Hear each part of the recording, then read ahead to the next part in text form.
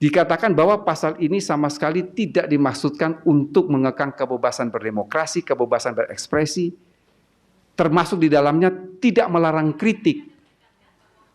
Mengapa kritik ini, karena kritik dan menghina itu adalah dua hal yang berbeda. Jadi, di dalam pertimbangan Mahkamah Konstitusi soal pasal penghinaan itu, dikatakan oleh Mahkamah Konstitusi bahwa kalau mau ini merujuk kepada pasal 207 KUHP. Pasal 207 KUHP itu adalah penghinaan terhadap penguasa umum. Itu sangat luas. Di situ dikatakan oleh Mahkamah Konstitusi, pasal penghinaan terhadap penguasa umum itu harus merupakan delik aduan. Berdasarkan pertimbangan Mahkamah Konstitusi itulah pemerintah dan DPR membentuk pasal penghinaan terhadap lembaga negara. Cuman kita batasi. Kalau pakai KUHP lama, itu ketua pengadilan negeri dihina, Kapolres dihina tuh bisa kena pasal itu. Tetapi pasal yang ada dalam KUHP itu sudah dibatasi. Jadi penghinaan terhadap lembaga negara itu hanya dibatasi 1 Presiden Wakil Presiden, 2 MPR, 3 DPD, 4 DPR, 5 Mahkamah Agung, 6 Mahkamah Konstitusi. Jadi sangat terbatas. Dan itu delik aduan. Delik aduan yang harus mengadukan itu adalah pimpinan lembaga. Apa dasar pemerintah dan DPR membentuk pasal itu?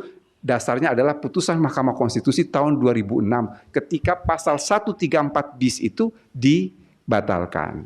Kemudian yang terakhir saya kira tadi juga sudah disinggung pasal 218, pasal penghinaan terhadap presiden. Jadi teman-teman media mungkin bisa berpikir secara jernih ya.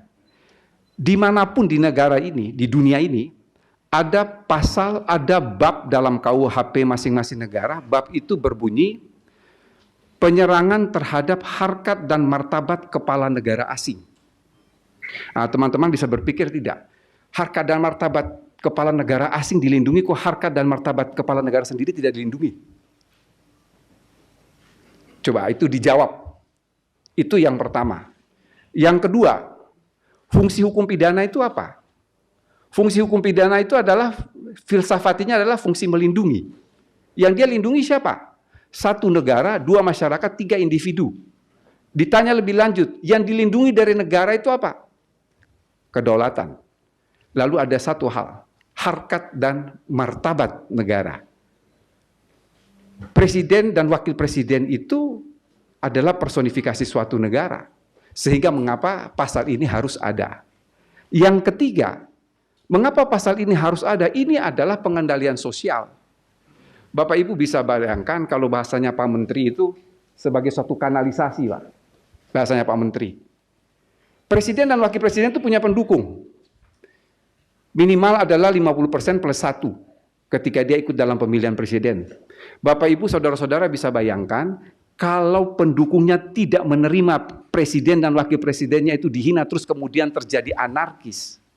Lalu apa yang mau kita katakan? Tapi dengan adanya pasal ini, kalau ada bahasanya kan seperti ini, wong presiden saja yang dihina tidak apa-apa kok yang pendukungnya sewot, kan kira-kira seperti itu. Jadi ini adalah kanalisasi. Yang berikut, ini yang berulang kali, tolong membaca pasal 218 ini sekaligus dengan penjelasannya. Penjelasan itu utuh. Dikatakan bahwa pasal ini sama sekali tidak dimaksudkan untuk mengekang kebebasan berdemokrasi, kebebasan berekspresi, termasuk di dalamnya tidak melarang kritik. Mengapa kritik ini, karena kritik dan menghina itu adalah dua hal yang berbeda. Jadi yang dilarang betul di dalam pasal 218 ini adalah menista atau memfitnah. Menista itu contohnya adalah ya kebun binatang keluarlah dengan menghujat seseorang. Atau memfitnah. Kalau memfitnah saya kira dimanapun di dunia ini yang namanya memfitnah itu adalah tindak pidana. Sehingga pasal itu sudah mengatakan bahwa kritik dalam penjelasannya, kritik tidak dilarang di dalam pasal ini. Salah satu wujud kritik adalah unjuk rasa. Jadi pasal 218 beserta penjelasannya itu kalau dibaca utuh maka terlihat jelas antara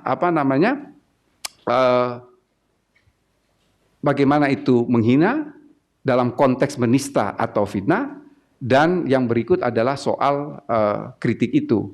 Yang terakhir, ini yang selalu saya mengutarakan ketika kami di tim pemerintah waktu itu, Kan ada yang bersuara begini, mengapa tidak pakai pasal penghinaan biasa?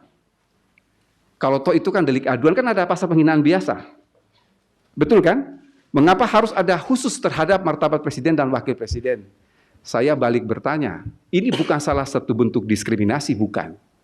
Kalau dikatakan tidak perlu ada pasal penyerangan harkat dan martabat presiden, karena itu masuk bisa dalam pasal penghinaan biasa, maka saya katakan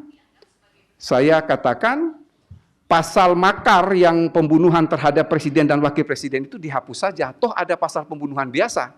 Mengapa tidak menggunakan pasal pembunuhan biasa, tapi harus ada tentang makar terhadap nyawa presiden dan wakil presiden. Artinya apa, saudara-saudara? Penyerangan harkat dan martabat presiden ini sama sekali bukan bentuk diskriminasi, tapi ini adalah primus inter pares. Apa artinya primus inter pares? Presiden dan wakil presiden itu adalah yang utama di antara yang sederajat. Mengapa pasal-pasal ini harus ada? Jadi waktu itu pertimbangan DPR dan pemerintah ada 5 alasan mengapa sampai pasal ini harus ada, pasal 218. Saya kira itu saya tambahan dari saya, Pak Menteri.